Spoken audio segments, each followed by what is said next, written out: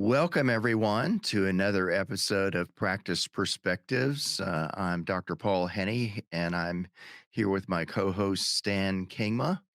And we have a very special guest and very interesting and unique topic for us lately. We're here with Peter Beckwith, who is the primary owner and agent of Mad Rose Marketing. Maybe we can even talk about where that name comes from because it's very unique. But Peter has positioned his agency over time, and Peter has a very interesting background that we're going to kind of let him talk a little bit about that's kind of carried him to this place in time. But Peter's focus of his agency at this point in time is helping dentists transition into airway health practice models and similar things, more sophisticated marketing areas that are very dependent on using sophisticated marketing techniques. And this is kind of in my mind, the next level up. And it's the place that health center dentists need to be if they're going to be successful. How do you create a brand image or even a new brand image to transition from one brand image to another? And how do you do that successfully and clearly and not create a lot of confusion in people's minds? So I think this is like super important. This is a place where a lot of people get stuck. This is a place where a lot of people spend money and don't see results because they're not working with people that understand the challenges of doing this. So let me let Peter open, maybe talk a little bit about yourself, Peter, how you got to this place and a little bit about your firm. Sure. Thank you both. I've been looking forward to this quite a bit. Thanks. The way that I started in Airway, I've been a bit of a counterculturalist my whole life. My parents are both school teachers. They had a very high level of value on education. I did very well in high school. I got accepted to an Ivy League institution and got a degree from Cornell University in 1988. And when I graduated, my mom and dad fully expected I was going to go off to corporate America and become an executive. And I said, that really wasn't the agreement that we had. The agreement was the Ivy League diploma. Here you go. Congratulations. And I went up to Killington, Vermont and became a ski bum because I didn't know what I wanted to do with my life. And when I was there, I was working in restaurants and bars, and I met a guy who owned a video production company. I partnered up with him. He was more on the creative side. I was more of a sales and business guy. And we did that for a few years. And in 1996, a friend of yours, Bill Hang, walked into my office. And as I remember it, came up to the top of the stairs. We were on the second floor, stuck his hand out and said, "Hi, I'm Bill Hang. Did you have 4 teeth removed as part of your orthodontic treatment when you were a teenager?" And I said, "Yes, I did." And I thought that was a very strange question. One thing led to another. Bill and Debbie had sold their practice there in Vermont. They were going to come here to Los Angeles so that Bill could have a wider audience for what he was the techniques he was practicing at that point. Back then, it was BioBlock orthotropics. He'd learned that from John Mew out of London, and he had sort of brought that treatment here to the United States. At that point, we didn't know that orthotropics was affecting airways. So we were selling, for lack of a better way to put it, broad smiles complete to the corners of the mouth and a well-balanced face and strong profiles. It was all aesthetic. And then in the early 2000s, Bill started looking at lateral head x-rays before and after on those BioBlock cases, and he started to see a consistent trend of airway improvements. That started the conversation about airway for me. And I worked exclusively for Bill and Debbie for about 10 years trying to find language to describe what was going on in the human head with regard to joints, airways, teeth, and skeletal structure in all of the different age groups and life stages. And then about 6 years ago, a friend of mine came to me who I'd known for a long time and said, would you be willing to start a marketing agency and just focus on that airway segment? And he's a great salesman. That sounded like a great idea at the time. But one of the ways I really relate to the folks who are getting into airway is what I say to them is my experience is it's going to be a lot harder than you think it's going to be. And it's going to be much more satisfying than you can imagine it's going to be once you get where you want to go. So that's the long and short story. We've worked for about 120 clients over the last 5 years. We've got about 40 active clients now. We're full service digital marketing, branding, website design, video, SEO, and paid advertising. So we use all the same tools everybody else uses. We just have a different take on how to use them because I know the medicine so well when it comes to airway. And we also have what I think is a very sort of nuanced approach to how we suggest that our clients present themselves to their communities and to their peers. Well, why don't you? That's a good place to start. Why don't you talk a little bit about how you begin with a client and how do you develop? How do you conceptualize a marketing campaign for each person? Because Stan and I have done a lot of consulting work with a lot of dentists over a long period of time, and one of the first lessons we learned, sometimes one of the hardest lessons we learned each time, was how you the challenge of the absolute fact that every practice was unique in almost every level, from the philosophy of the dentist to the personality of the dentist to the type of people they brought around them, functionally or dysfunctionally, to the design of the facility, the location of the facility, the way they're marketing or not marketing. And that's a very complicated stew. And so, where do you begin? How do you start picking that apart? And then how do you present a coherent plan that a dentist is going to feel confident enough in to proceed? Sure, it's a great question. And we were talking about it before Stan started the recording, and I think it starts with a sense of, and what we try to do at the culture and Mad Rose is protect against becoming experts.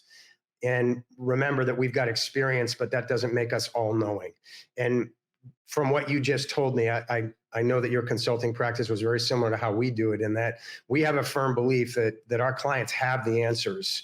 We've got the questions, and then we've got the tools to turn those answers into a coherent marketing plan that's going to take them from point A to point B. So a lot of what we start with, and a lot of what I find my role with the doctors is really just creating a safe space for them so they can feel okay telling me what they really want, what their doubts and fears are, and then letting me paint a picture of where they are, what the reality of where they are is now, not what their emotions are telling them, where they want to go, and what a reasonable plan would be to get there. So a lot of it for us, the most valuable part of our process, and we're very process oriented. I was trained by dentists. So my agency is very process oriented. We are very time oriented. And a big part of our process is discovery with the doctors, where I run them through a lot of questions and interviews and coaching sessions before we come up with a creative strategy and a marketing strategy to take them from point A to point B. So for me, and I'll get into specifics, I don't want to stay all abstract, but for me, the most important thing is to earn the trust of the practitioner or practitioners who are going to put themselves out there to the community and say, I can help you in these ways. We can tend to forget, being behind the scenes, how difficult that is. I'm reminded when I get asked to do this, I'm very self-conscious. I've got a camera, I can see myself. You guys are experts, you're asking me questions. I forget my clients feel like this all the time. So that's number one for us. Yeah, there's just speaking from a practitioner's standpoint.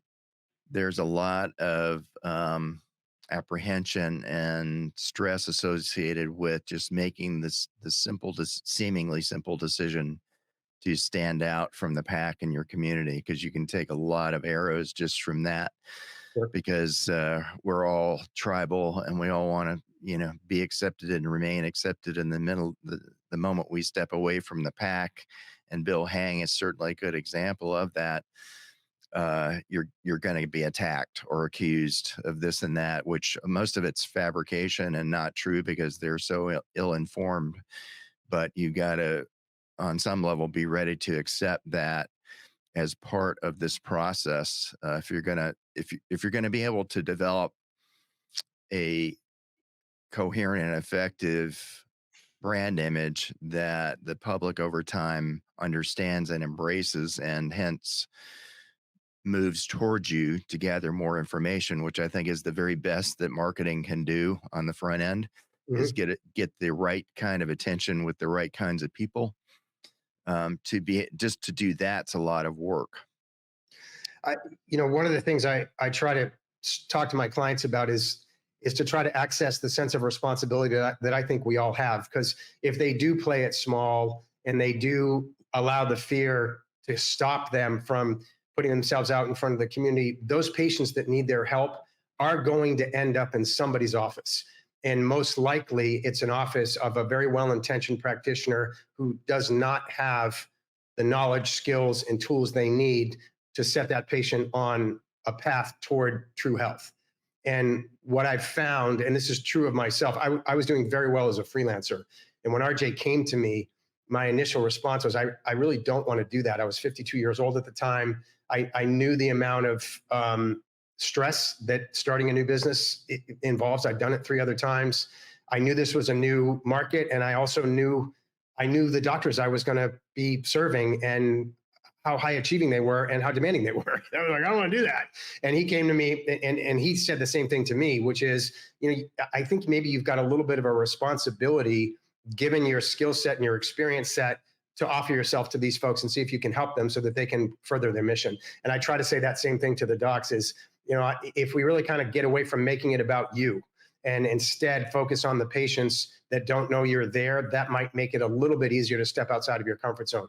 We've also learned through experience that encouraging our clients to move a step or two outside of the comfort zone is effective. Pushing them too far outside of that comfort zone through brute force or force of personality will actually overwhelm and paralyze them. So we've had to learn to find Right.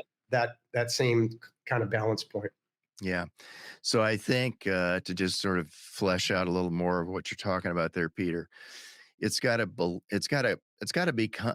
begin with belief in yourself, Mhm. and then and from there, and your abilities and your potential abilities to help others. So it's got to be other centered, right?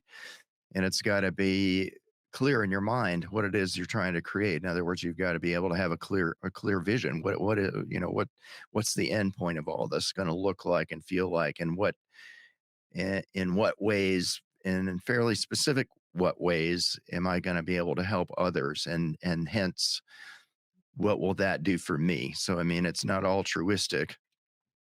There's got to be some benefit in this for ourselves as well, but Sure. it's got to begin with the other centered point of view, because that's the only way you can have a successful business is you've got to create some value in enough people who appreciate that are willing to pay you an appropriate amount of money for you to exist.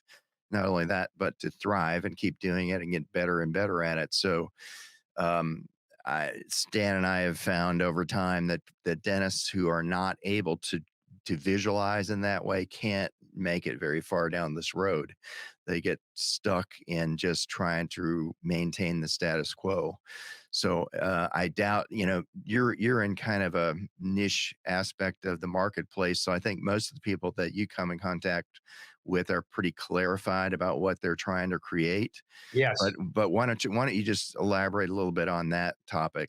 Sure. And we were talking before Stan turned the recording on about some of the options to get from where they are to where they want to go. But surprisingly to me, when I started Mad Rose, I rarely will come up against a dentist that does not have a vision. That's usually the easiest part. And the vision, very simply, is I want to be doing all airway and whole health work. That is what I hear 9 times out of 10. Then the nuts and bolts, bricks and mortar starts. And how do we get from a general restorative practice or a traditional pediatric practice or a traditional orthodontic practice to an airway centered, holistic, biologic friendly, whole health, whatever you want to call it, practice? And there's really 3 ways that you can start down that path. Number one, start offering those services inside of the general restorative practice and take a portion of your marketing, a page maybe on your website, a little bit of the social media feed, a little bit of paid advertising, a little bit of SEO, and start talking about specific conditions and specific treatments. That's number one. Number two is start a separate brand, XYZ. So we've got XYZ General Dentistry. Now we have XYZ Airway that lives inside of the general restorative practice, but it's got a separate brand, maybe with its own name and its own branding, its own treatment philosophy, much more focused on the thought leadership of the doctor. And then the third choice would be to start a separate, an actual separate physical practice from scratch. And I've had clients do all 3 of those. And what I've seen is that all 3 can fail and all 3 can be successful. The determining factor is the resilience of the practitioner as they're going through the inevitable ups and downs of any one of those 3 choices. And I would have to speculate, at least, that video is a huge, huge part of that transition and creating that new brand image. And I know you're masterful at videos. The stuff that you have on your website and other locations is just exceptional quality stuff. And video is an area that Stan and I have been working in for a long, long time. I credit Stan with helping me create a lot of important content and to use that to develop my practice. So why don't we talk about? I've always said one of the things that I always say is that no matter whatever you put up on your website, particularly in video form, but really in written form as well, it needs to have the same philosophical theme, the same philosophical threads woven through all of it. And it almost needs to be unspoken. It just needs to be part of your vocabulary and the way you think, and it just gets projected out no matter what the topic is. It's a health centered theme, or it's an airway centered theme. Why is this relevant? And so I think where dentists really stumble is they fill their website up. They got the memo that video is important. So they hire Joe Average marketing firm and they put a bunch of procedure centric pictures or short videos of them doing things to people laying down in chairs and they're wearing masks.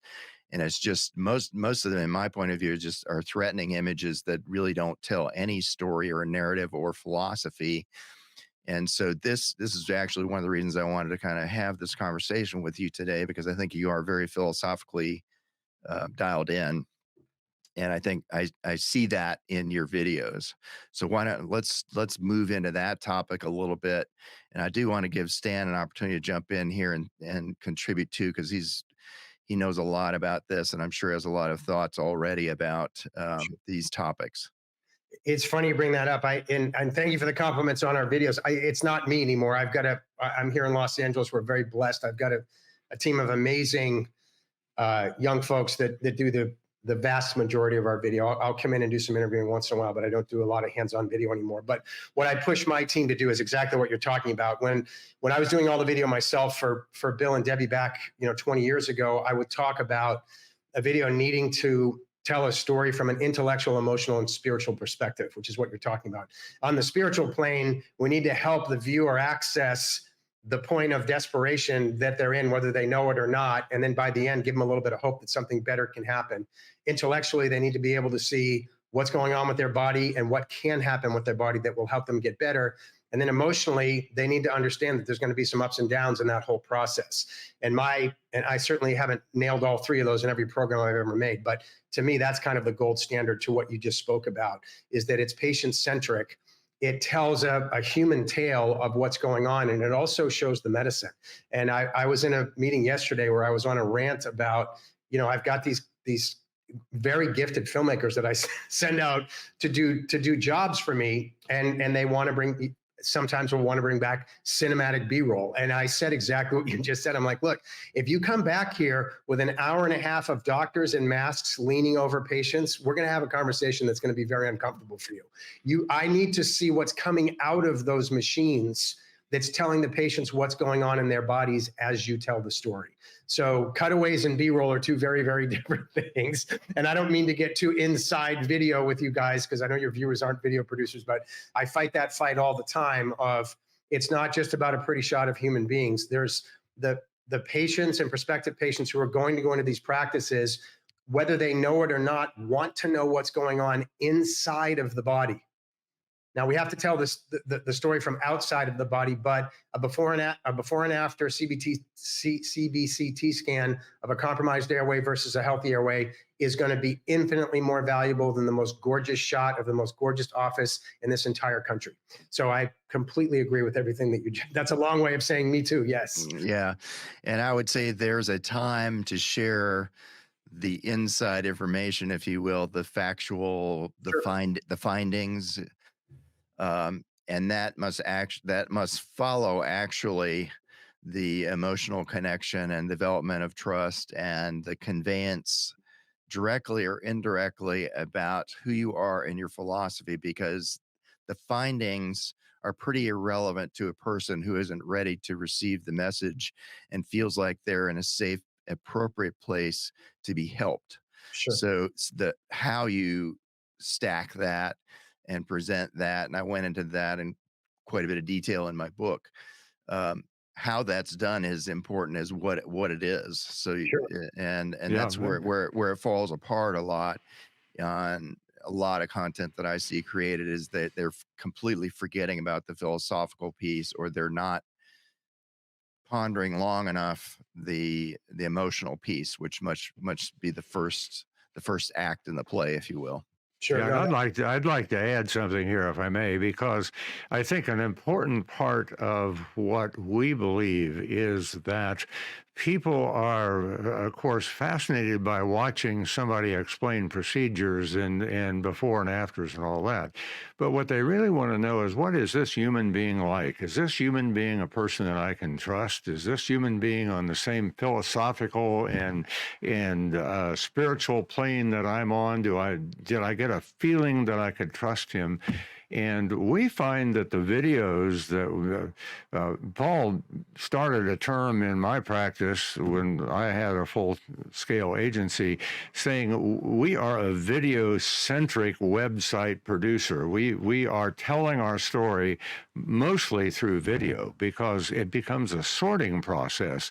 The people that simply don't like the dentist are simply going to go someplace else. And if they like the dentist, if they like the philosophy, then Paul does not have to do the sorting in his office. It's done prior to people choosing even to come to his practice. So um, a lot of these pictures of people in dental chairs are just frightening to the general public. That's the last thing they want to think about. They'll get there when they decide that they want to work with the dentist that is talking to them and they're learning about them. What do you feel about that? 100%. And I kind of went off on a tangent about what my crews will lean towards, which is easy, which is the pillar Yes, we talked about. yes, But my initial point was the spiritual and emotional connection has to happen alongside of the intellectual. My experience in the last 30 years is that the best videos hit all three of those yes, planes of awareness. So if it's just the dentist is a good guy, that's not enough. If it's right. just this is a great story of somebody who went from horrible health to great health and it made me cry, that's not enough. And to your point, if it's just before and after, I feel like a piece of meat, that's not enough. The ones that I've seen be most effective are finding a way to hit it on all three of those planes. So to your point, and I also, and I'm that's a little bit black and white in how I'm laying that out. That doesn't mean there's anything wrong with Meet the Dentist. It doesn't mean there's anything wrong with the review of findings, and it doesn't mean there's anything wrong with the No. patient testimonial that just tells the patient's story. But a well-rounded marketing campaign, one way or another, is going to be able to express all three of those views, so a patient can get a holistic perspective on what's going on from the practitioner and in the practice. Is what I've learned over the years. Right. And the important distinction from my point of view is that as soon as you move into this health centered space, whether it's entirely airway centric or just whole health centric, Mhm. you're moving into a different role, really, that most people are not familiar with dentists assuming. All right. So that takes a more strategic, it requires a more strategic way of developing relationships in time and space, because what we're selling is what I would call a complex sale. Mhm. It's not when you're just selling fillings or you're selling whatever's covered by your insurance plan. Then one of the best ways to motivate people to do this and that is to manipulate them with heuristics and price Sure. and convenience. And we're open on Saturdays at 7 or whatever it is. When we're talking about a complex situation that might be multiple systems within the body need to be addressed in the right order, and this process might take years to complete. There's going to be a lot of sacrifices made by the person who decides to go down this road. That's going to be financial. That's going to be time. That's going to be inconvenience. That's going to be discomfort. And there's a time to have the discussions of the reality of that decision. Um, but it certainly is not on the front end. The front end needs to be about relationship development and about the building trust and uh, opening up the conversation so that you can have a peer-to-peer conversation with this person about what it is they'd like to achieve. And the reality is that most people don't know or have hardly any clue what that is in the very beginning. So you've got to help them co-discover what it is that they want and what that would mean to them before they're ever going to make a big financial, time consuming, inconvenient, uncomfortable commitment to pursue this thing uh, that could take a lot of time. So it's a in my mind, it's a very different way of thinking about how we work with people and the nature of the relationship that we have to have with them to be successful. Because if we use emotion or any other triggers to get them to say yes and proceed, they can get halfway in the middle of this thing and go, I had no idea that this could happen, or that it was going to take this long, or it was going to be this uncomfortable. Why didn't you tell? This is how lawsuits happen. Mhm. This is how treatment gets truncated and not completed, and everybody's miserable and unhappy. And that's kind of the piece of this that I view marketing as being a holistic concept. It's a soup to nuts thing. And it's from that first contact, that first impression, that first moment of brand development, all the way through to the initial conversations, to multiple conversations thereafter that do nothing but confirm that their initial impression was accurate. And so, this is the role that the more sophisticated marketing firms can take. So you've got to be careful in who you choose to collaborate with, because they may be taking you down a road that they don't themselves understand. Peter, why don't you Yeah, comment on that? there's a lot of gold in that 90 seconds there, Dr. Henny. We could end the call, we could end the podcast right now, and they just heard everything they need to know. That was very, very well said. There's a couple points I want to talk about there. The first is I think, to your point of the value of video content, and the three of us have been video producers for a long time. I've yet to produce the perfect video program. I'm still trying, but I think video is uniquely able to um, create some comfort zone with patients around everything that you've talked about. So if I present the doctor appropriately, they're going to get a sense for this person's inner makeup and what their motives are in wanting to treat me. They're going to get a sense for what kind of medicine they're going to practice with me to hopefully get an outcome that I want. And they're going to introduce me to some other patients like me who have gotten similar outcomes. So by the time I get into the office, if I've been walked down that road and my mind is open that this is a human that I may want to partner with to get a better health outcome, that does a lot of work for the personal brand and the practice brand on the front end, to your point. The second point that's interesting is there's a lot of inner work that needs to be done by the practitioner to step back away from somebody who is just good with his or her hands and has a certain set of tools that are priced a certain way. And that's something that I try not to forget. If we had a client and we're negotiating a day rate for video production, I'm a top 1% salesman. I'm a great salesman. I would get double for you two what I would get for myself. And that is because I know all my flaws. So when I'm going in to close a client on me being there for a day, I'm going to hold back a little bit and go, but if it's you two guys, the sky's the limit. Whatever he's got, I'm going to get. And I think that's the contradiction that doctors have is, and as a practitioner, Paul, that when you get up in the morning, if you've got 20 people on the schedule and one patient is either unhappy or you're having challenges, that's the one your mind is on when you wake up.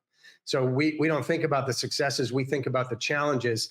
And what I talk a lot about with my doctors is that allowing the marketing to sell them as well on what they're doing and the impact that they're having. And the video production process is very effective at doing that. So as we go through creating a series of video programs for the doctor, the team members, collaborators, and peers in the community and the patients. I'm insistent that my clients watch all of that footage. Like, this is what you're doing every day. When I get up in the morning, I have a little ritual I do before I go into emails and take calls, because I don't get any good news first thing in the morning. I'm the boss. I get all the bad stuff, and they do too. So the marketing can remind them that actually they're on a fantastic mission. They're doing great things in the world. That's part one. It also reminds the patients of that. And then part two is what you're talking about, and making sure that the doctors are valuing themselves, understanding the outcomes they can create, and realizing that it is a side-by-side process where they're going to guide a patient through a process to hopefully get a better outcome, and that they deserve to be, compensated appropriately and well for that, so that they can stay fresh and energized to do that for the next patient that needs their help. Right. You touched on something that I think is worth mentioning or going a little deeper on, and that is the topic of what I would call self-deception. And we're all self-deceived to greater or larger degrees. And certainly one area that we very easily get self-deceived is when we're going into an office space, time, day after day, month after month, year after year. We forget, we stop perceiving the majority of things that are happening around us, Yeah. or even what's physically there. So, one of the more common experiences I had when I was doing in-office consulting work is that I would frequently go in offices that, you would drive up, there would be weeds in the parking lot. There would be, the dentist sign on the wall was like crooked. There were cobwebs in the corners, and there were, dead flies in the overhead ceilings, and there was this worn out carpeting, this and that. And they couldn't see any of that. They were walking by that so many times that it was invisible to them. They were focused on the thing that you just mentioned, the last problem they have, or what just happened to them when they left the house or on the way to work. So we developed tunnel vision, and I think that's a very important role that you can assume as a marketer, or as a practice consultant for that matter, which is a role you're taking, whether you want to put that label on it or not, Mhm. is to help them get more of a 360-degree view of what's going on and where they are. And some of that news might not be what they want to hear, especially when they're stroking big checks. Mhm. They, and so so circling back around, there's a lot of self-work involved in this, and the need to be willing to be more honest with ourselves about what we've created and what we've chosen to maintain and defend as being okay or appropriate or enough. And so, you can easily be the lightning rod that creates a lot of turmoil inside of a practice, because you're doing nothing more than disrupting the status quo. And Sure. if the dentist isn't ready to deal with that, then you've stepped into a hornet's nest. Well, they also, and you talked about it earlier, airway tends to, what I hear from the doctors is, once I start down the rabbit hole, I can't stop. So what the three areas they land in, and the words I hear all the time, are airway, holistic, and biologic friendly. And they tend to, David Porter out in Wyoming wrote a book called AIM, Airway Infections and Metals. And most of the doctors who find their way to me are on some part of, they're somewhere down the road on approaching those three issues, and how the human body accepts or rejects all of the physiology, biology, and chemistry around those three issues. And so they, by definition, they're pioneers, and they're out on the cutting edge. And what they can tend to forget, and me too, all of us are there, is that, if it was easy to be a leader and a pioneer, everybody would be doing it. And Mhm. to your point, there's a lot of, I've done enough. Well, that's not my decision to make. That's my client's decision to make. And we internally at Madrose meet all of the time on, are we phoning, we call it phoning it in. Are we phoning it in on this website, or are we really giving them everything we have to give, even if they're not treating us the way we want to be treated, or we're tired, or whatever the case may be. It's no different than a dentist who's seen 20 patients and number 21 comes in tears and hasn't slept in 3 days and is being rude. That, am I ready to give that person everything I've got and do the right thing for the right reasons? And that is a marketing issue, because that comes back in the video content that we create. That's the patient that will get in front of the camera and give the most compelling and authentic testimonial that doctor can get. So at the end of the day, marketing 101 is the best marketing you can do is deliver an exceptional product every time. And we all fall short of that standard. But if we're moving toward that, then as a marketing agency, my job is really just to tell the truth about what's going on inside of that practice. And it's much easier. I do fall into some level of practice consulting more often than I'd like to, because of the issues that you're talking about. But again, I try to stay on level ground with my clients, because I'm not immune to that. I miss things in my own business because I fall into the same trap. So that's a very good point. Yeah. I want to jump in for a second, because there's a large group of dentists that are watching this. And so I'd like to ask you, Peter, you've been around this exceptional group of people who are biologically aware, airways aware, plus their whole dental background. Mm-hmm. There are a bunch of people watching this that are wondering if they should do that. Should they take the jump? As a layman, as a person with a mouth, what would you say to those dentists? Is this a worthwhile place for them to get into, the biological side of dentistry, the airway side? And just observing, what would you say to them? Is this valuable for them to consider? Well, I think it's a great question, Stan. And I think the first thing they need to do is define what valuable means to them. What I have seen in the last 30 years, and I was really kind of there at ground zero, is that there are some doctors that value leaving a legacy behind them. That value is definitely there. I've been with Bill and Debbie. Bill retired, but for 27 years, and he left a meaningful legacy. That was his goal. That was valuable for him. There's a generation that came in behind him that are now opening multiple practices, and their value is the number of patients that they can impact. And I've seen 4, 5, 6 location practices now in this space that are impacting many patients every day. There's value there.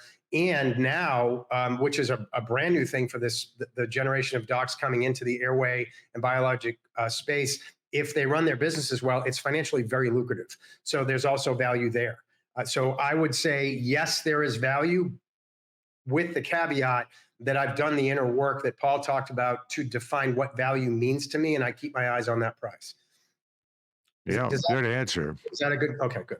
Yeah, that's a very good answer, because I know, having sat in on the seminars that, having videoed many of the seminars that Paul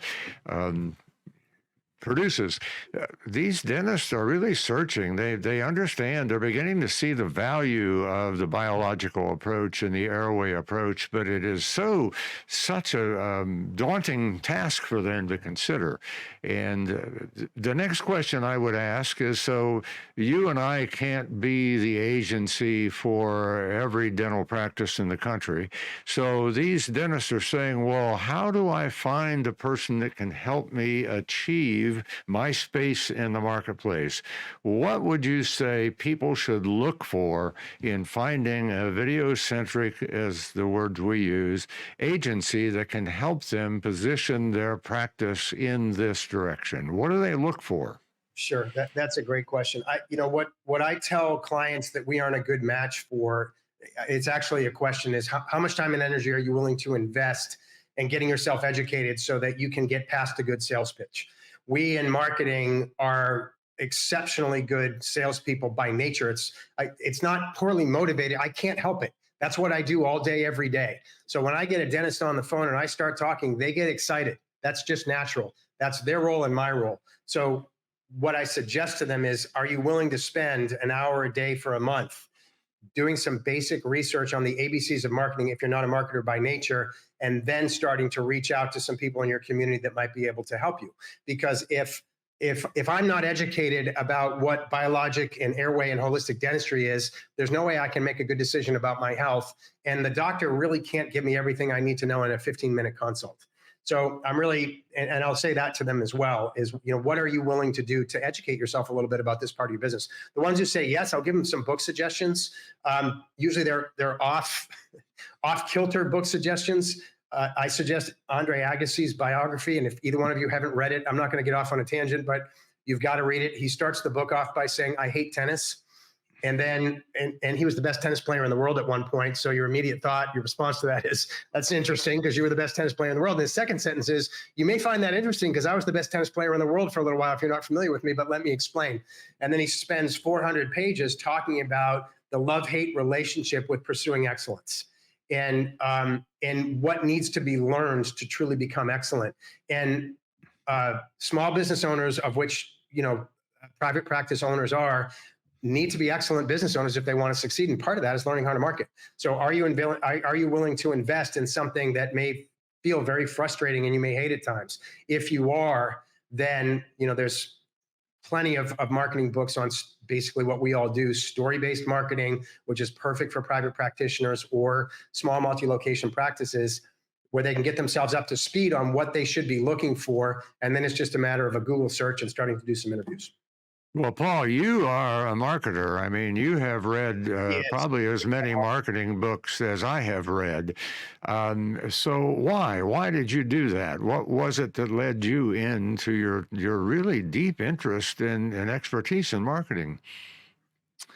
Well, yeah, to steal maybe a thought from Andre Agassi, I hated being a dentist. I hated being an insurance-centric dentist Yeah. who was seeing multiple people a day who didn't want to be there, some of whom told me that to my face day in and day out. And, it's not a very positive feeling when you're in that environment. So you either uh, learn how to block out how you feel and just, focus on other things, your golf game or whatever, um, imagining what your life's going to be like as soon as you can get the hell out of there, or to convert your practice and experience into something else that's more personally satisfying and addresses your emotional and spiritual needs as well. So um, the the profession of dentistry is quite well defined by its history. I mean, its history is reductionistic. Its history is disease centric. Its history is insurance centric. Its history is relatively impersonal, and it's becoming more and more industrialized. So things are moving faster and faster in that direction.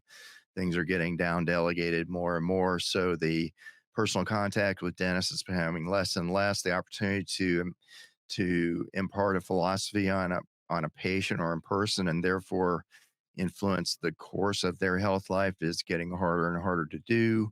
Offices are being managed by third parties. Some of them aren't even on site. So, dentistry's at a real crossroads right now. Dentists need to decide who they are and what they want to become. And Wow. I think the dividing point for me is deciding whether or not you are a healer or a curer. And let me just jump on that just a little bit. I think as dentists, we're all trained to think that we're curers, that we can go into almost any situation and with our knowledge base and our hands and resources that we can cure most people of the problems that they presented with that day. And that's a very overly simplistic, reductionistic way of looking at the complexity of the amazing human body and its ability to deal with or not deal with certain situations. And the more complicated they become, the more difficult it is for us to resolve these complicated problems with simplistic thinking.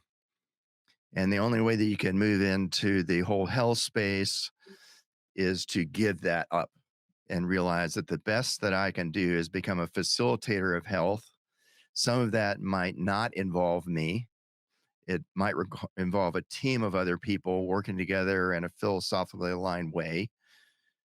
And so that's a whole different approach to the way the market's evolving right now. It's the other direction. Paul, that was all perfectly stated. I agree with everything you just said, and my clients are proof that there's a once in a lifetime opportunity in what you just said. My most forward thinking doctors are running study clubs in some of the metro areas around the country that are attracting 50, 75, 100 medical professionals every 2 months to learn more about airway so they can collaborate with dentists and get better patient outcomes. And those practices, my clients' practices, are thriving. And it's not just, although I'm thinking about the ones in the major metro areas, I also have clients in areas where you would not think that was the case, who have 2 and 3 locations that are doing very, very well. So to your point of it getting easy to lose the forest for the trees, if I'm in an insurance run practice all day, every day, and I'm getting patients that don't want to be with me all day, every day, it gets easy to think that that's all there is. My clients are proof that that is absolutely not true. Human beings want to thrive. And the ones who make that a priority will find you if you're somebody who can help humans thrive. You got to do a little work, but the market is absolutely out there. When I started legitimately marketing the airway in 2005 and 2006, we being Dr. Hang, his wife, and I would sit, we're all workaholics, we would sit up at his office in Agora, about 5 miles from here, for all day Saturday and all day Sunday, finding a way to write 3 or 4 sentences about the airway, because people thought airway was something a plane did.